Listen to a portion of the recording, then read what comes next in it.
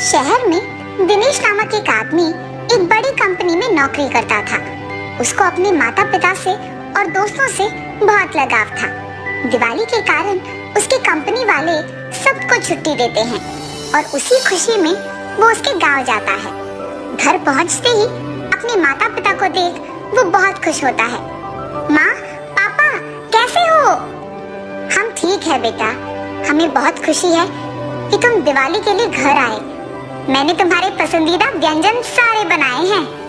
सच माँ, मुझे इसीलिए ये त्योहार बहुत पसंद है। मेरा मनपसंद खाना खा सकता हूँ और क्योंकि दोस्तों का भी छुट्टी होता है, उनसे भी मिल पाऊंगा।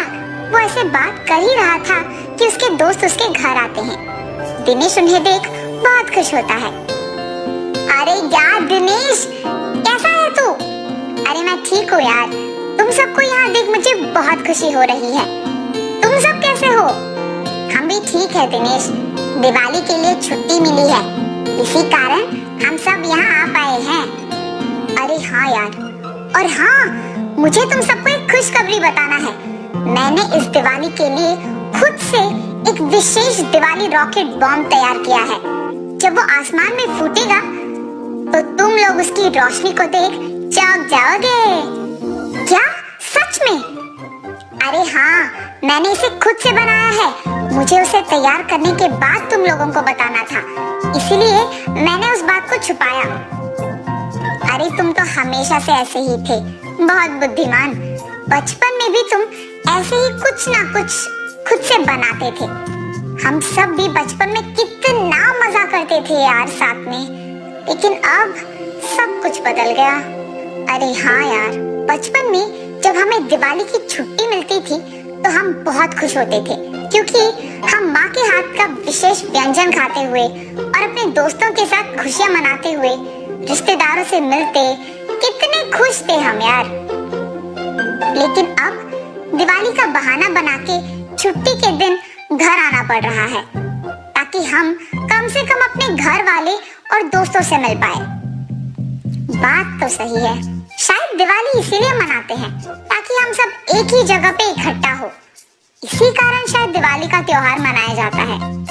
इन सब की बातें सुनकर दिनेश की माँ कहती है, दिनेश, दोस्त और रिश्तेदारों से मिलने के लिए और सभी को एक ही जगह पे इकट्ठा करने के लिए दिवाली मनाया नहीं जाता है।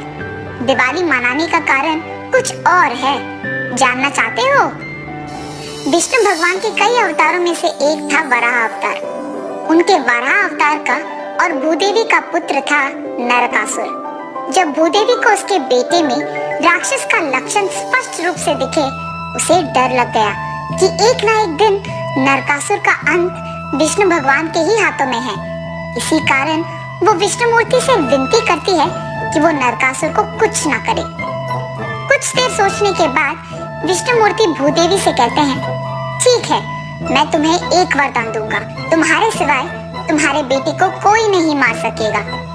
कोई भी माँ अपने बेटे को कभी नहीं मारेगी। इसी विश्वास से विष्णु मूर्ति की बातें सुनकर भूदेवी खुश हो गई थी। दिन गुजरते गए और नरकासुर का भी शक्ति बढ़ता गया। आखिरकार इंद्र भगवान भी उसका सामना नहीं कर पाए। इसी कारण देवता सारे विष्णु भगवान के पास जाकर नरकासुर से उनकी रक्षा करने की विनती करते हैं।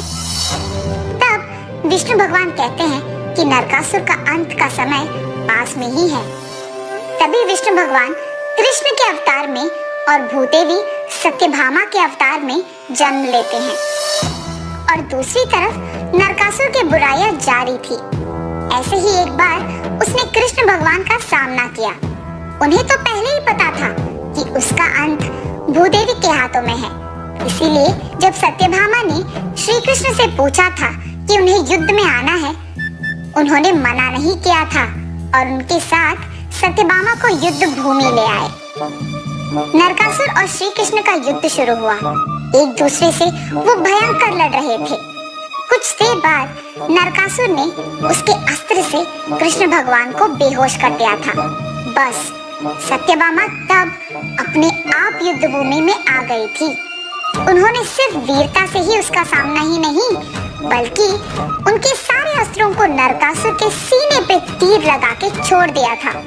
नरकासुर का अंत तो होना ही था। इसीलिए नरकासुर के मृत्यु के दिन को नरक चतुर्दशी कहा जाता है। उस बुरे राक्षस के अंत की खुशी मनाई जाती है और बुराई पे अच्छाई की जीत को मनाया जाता है। और उसके अगले दिन ही अंधेरे को भगाने वाले दियों की रोशनी से घर को भरते हैं। घर को फूलों से सजा के पटाखों के साथ दिवाली मनाया जाता है। और ऐसे ही अयोध्या के राजा श्री राम उनके पिता दशरथ के मर्जी के अनुसार सीता देवी और लक्ष्मण के साथ 14 साल वनवास के लिए जाते हैं। वनवास के दौरान लंका का अधिपति रावण सीता का अपहरण करता है। तब श्री राम पर्वतों को भी एक हाथ से उठाने वाले महाशक्तिशाली हनुमान की सहायता से जान पाते हैं कि सीता रावण के पास है।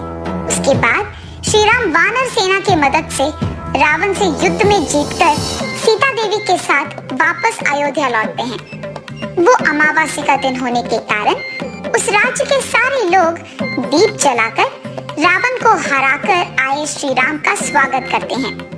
और ऐसे भी दिवाली का त्योहार मनाया जाता है। बुराई पे अच्छाई का और असत्य पे सत्य का जीत मनाने के लिए ये त्योहार मनाया जाता है।